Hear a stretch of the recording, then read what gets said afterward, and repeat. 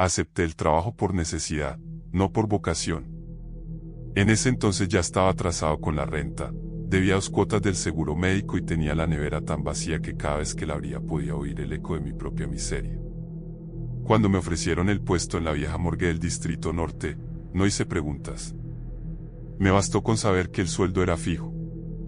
Me dijeron que la morgue había estado cerrada por años, décadas incluso, y que se reabría como medida de austeridad municipal. Hablaron de problemas estructurales, de reformas inconclusas, de presupuesto congelado.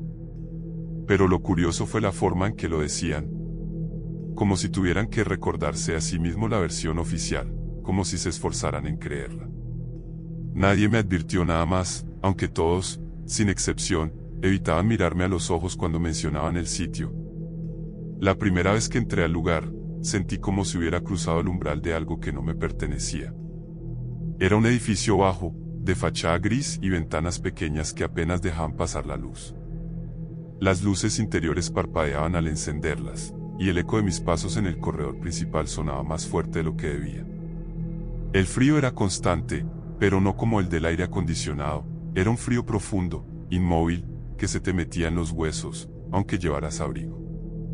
Las primeras noches fueron tranquilas, al menos en apariencia.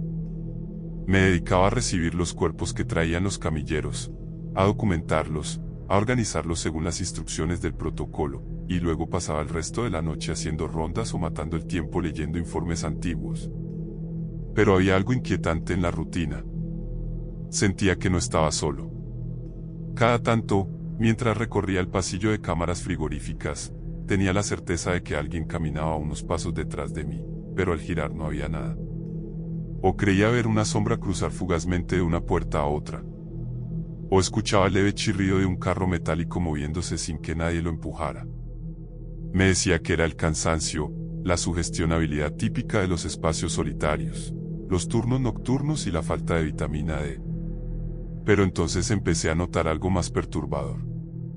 Una noche, revisando los historiales de los cadáveres recién ingresados, descubrí que casi ninguno había sido reclamado por familiares.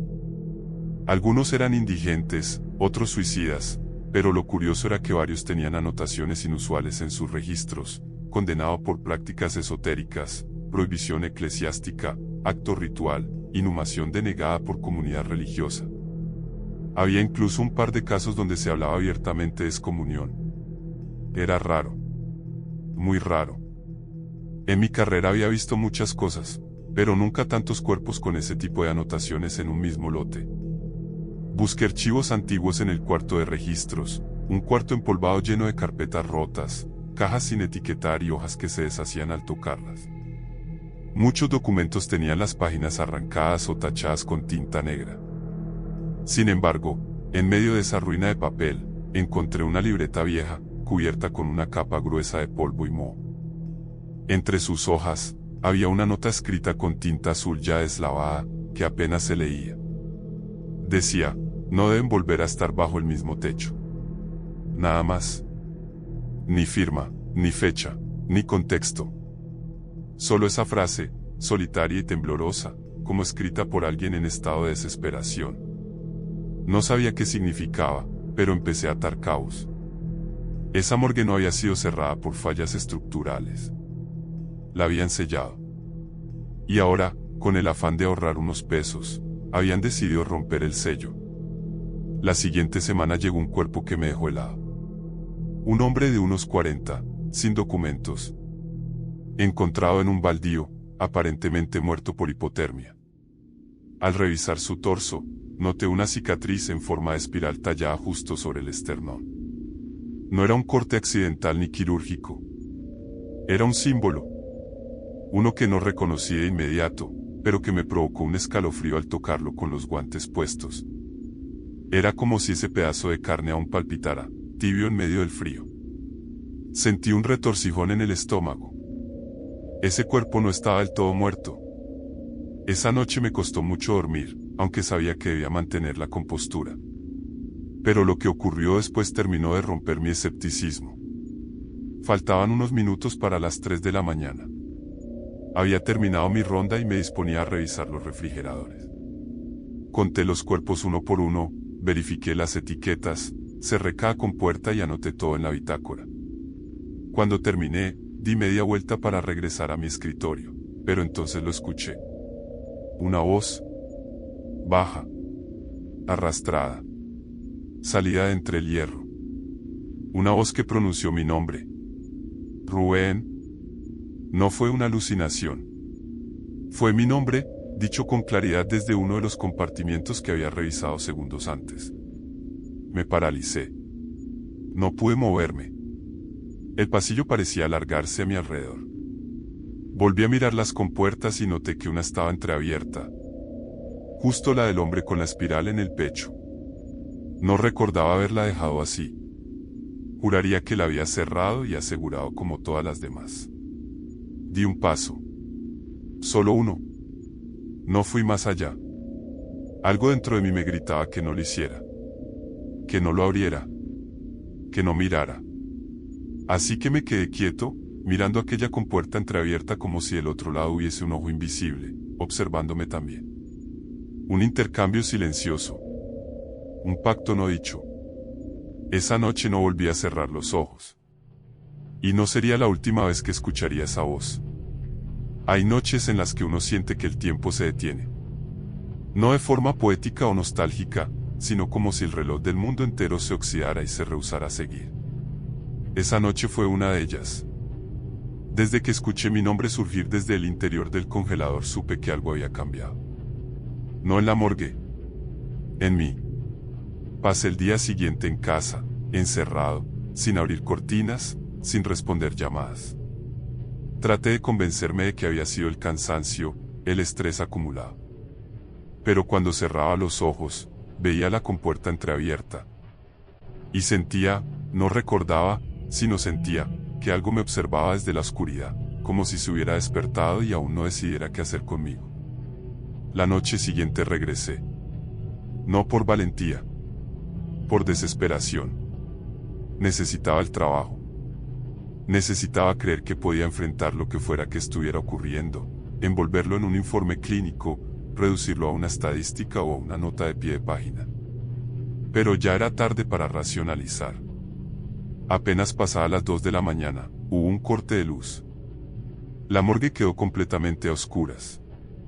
El generador de emergencia no respondió al instante como se suponía que debía hacerlo. Solo el sonido de mi respiración llenaba los pasillos. Saqué mi linterna y avancé, guiado por una mezcla de instinto y temor. Entonces oí un chirrido metálico a mis espaldas. Volteé de inmediato, iluminando con la linterna. Una de las compuertas que siempre había estado sellada, una antigua con marcas oxidadas y una placa sin número, se abrió con lentitud. Un aire frío y antiguo escapó de su interior, acompañado de un leve aroma a incienso viejo y tierra. Me acerqué con precaución. Dentro no había cuerpo. Solo una pared trasera que, a diferencia de las demás, parecía más delgada, como si fuera una compuerta falsa. Empujé con ambas manos. La plancha metálica se dio con un sonido hueco, revelando un túnel estrecho, cubierto de polvo y telarañas. El pasadizo descendía en una ligera pendiente, tallado directamente en la piedra. Las paredes, sin embargo, no estaban vacías. A cada metro, clavadas con clavos oxidados, colgaban cruces invertidas, cruces de diversos materiales y tamaños, como si hubieran sido colocadas con desesperación. Vi también símbolos que reconocí vagamente de mi infancia en misa, sigilos eclesiásticos, marcas de exorcismo, el tetragramatón, y otros que no supe identificar, pero que exudaban una energía que no era humana. Un intento de contención. Una advertencia grabada en piedra. Seguí avanzando, casi sin querer. Mi cuerpo se movía solo, como si obedeciera a una voluntad ajena. Al fondo, tras una puerta carcomida y apenas sujeta por un cerrojo que se deshizo al tocarlo, encontré la habitación. No era grande, pero el aire en su interior era tan denso que me costó respirar. Las paredes estaban cubiertas de símbolos dibujados en sangre seca, algunos repintados tantas veces que ya eran costras de tinta oscura y moho. En el centro había una mesa de piedra, más parecida a un altar que a una camilla forense, con ranuras por donde alguna vez fluyó sangre. En sus esquinas, marcas de uñas y restos óseos pequeños, como si alguien hubiera sido atado allí y hubiera intentado liberarse.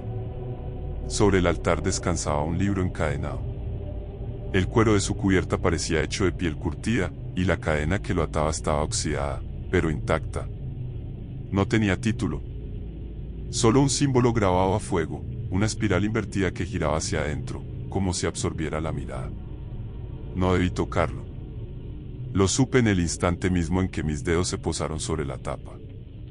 Pero lo hice igual. Quizá fue la curiosidad, o el impulso irracional de encontrar respuestas.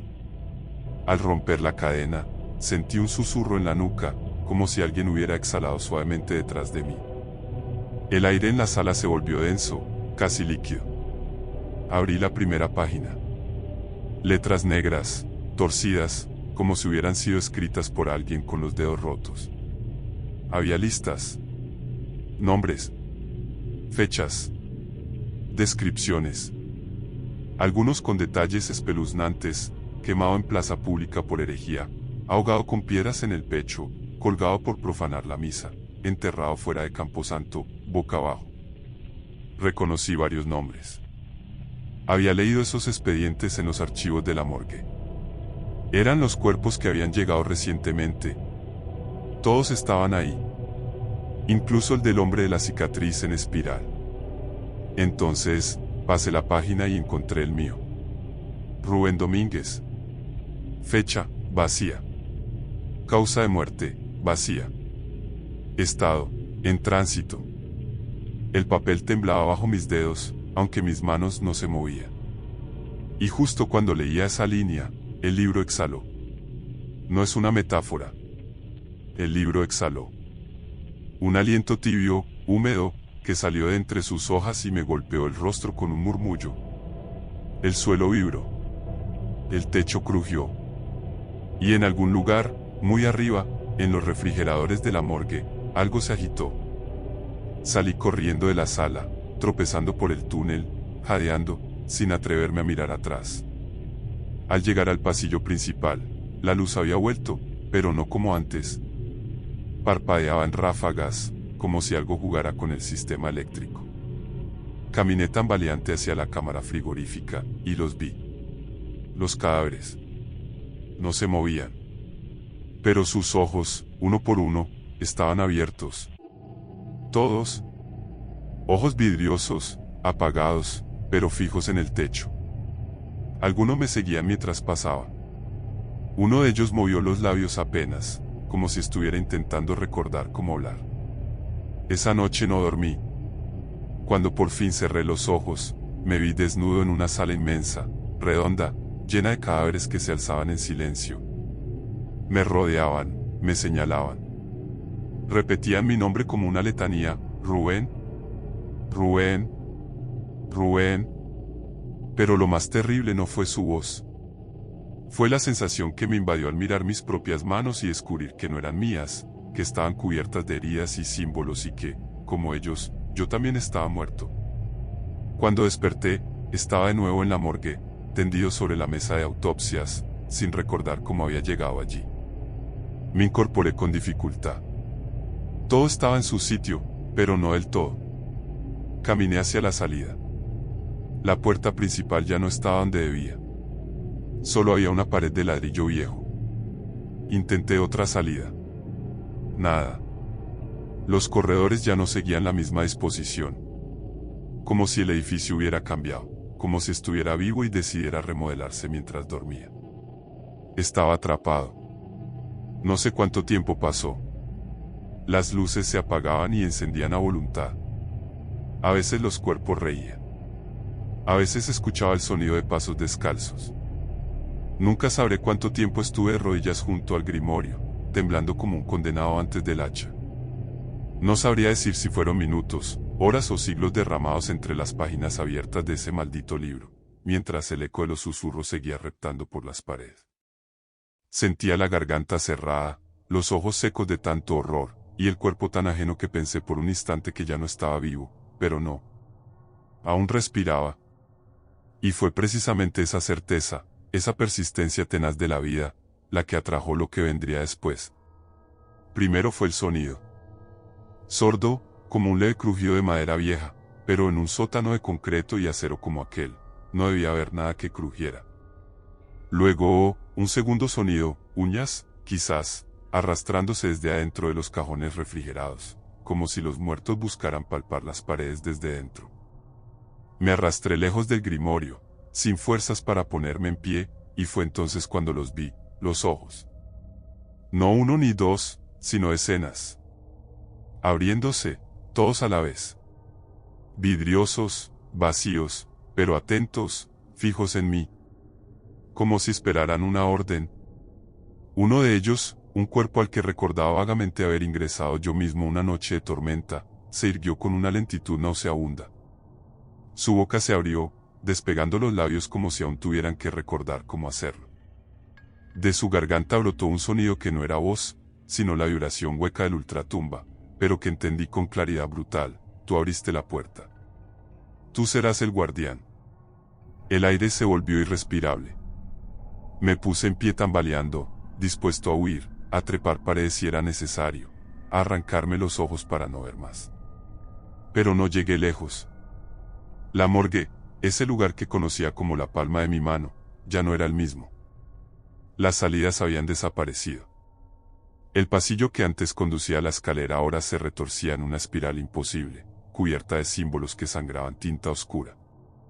Las cámaras de frío se abrían solas, exhalando vapor y muerte, y de cada una salía una figura, unas arrastrándose, otras caminando con firmeza grotesca, otras flotando como envueltas en una niebla que no tocaba el suelo. Todos se me acercaban. Fue ahí cuando lo comprendí, aunque no sabría explicar cómo: ese lugar no era solo una morgue. Nunca lo había sido. Era una prisión. No para los cuerpos, sino para las almas.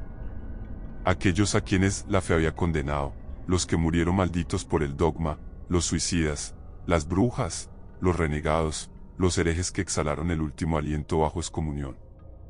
Todos estaban allí, almacenados, escondidos bajo tierra, como si las iglesias hubieran querido enterrar sus errores, y ahora, por mi culpa, habían sido liberados.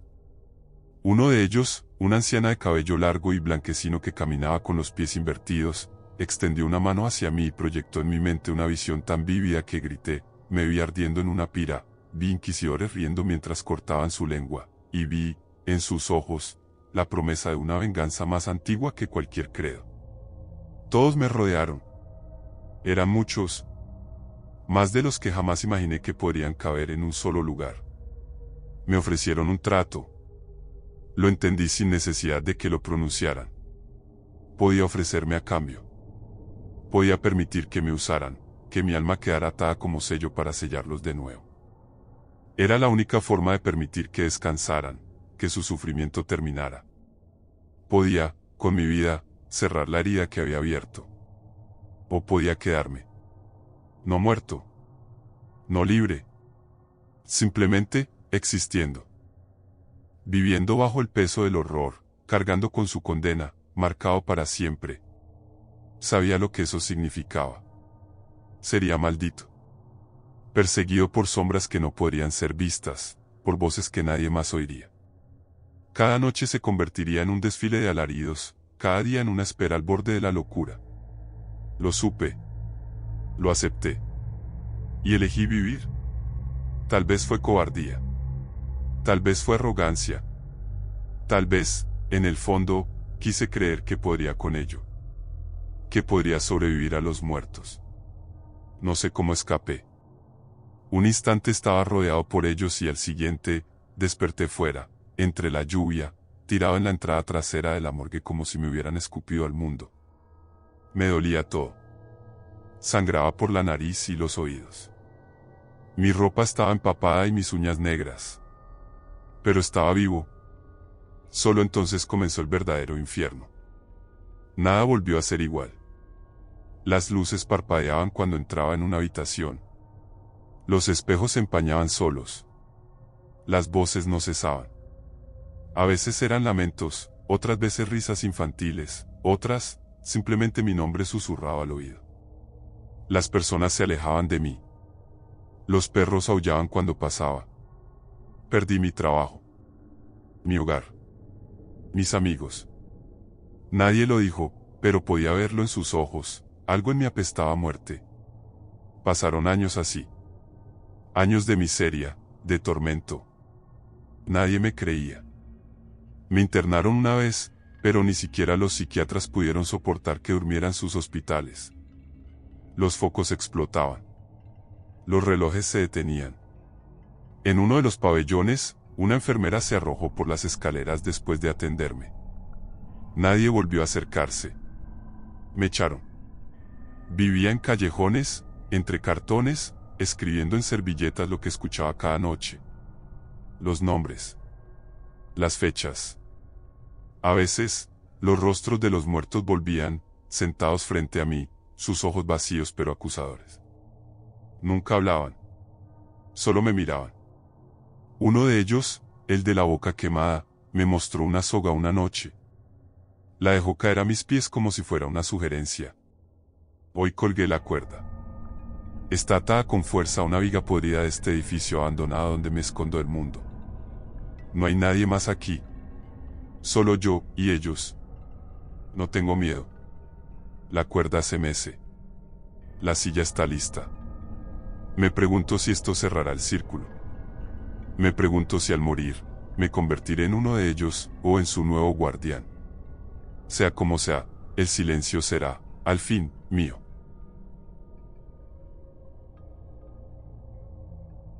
Gracias por escuchar hasta el final. Si te gustó la historia, te invito a suscribirte y dejar tu like. Nos vemos en el próximo relato de los juegos siniestros de Charlie.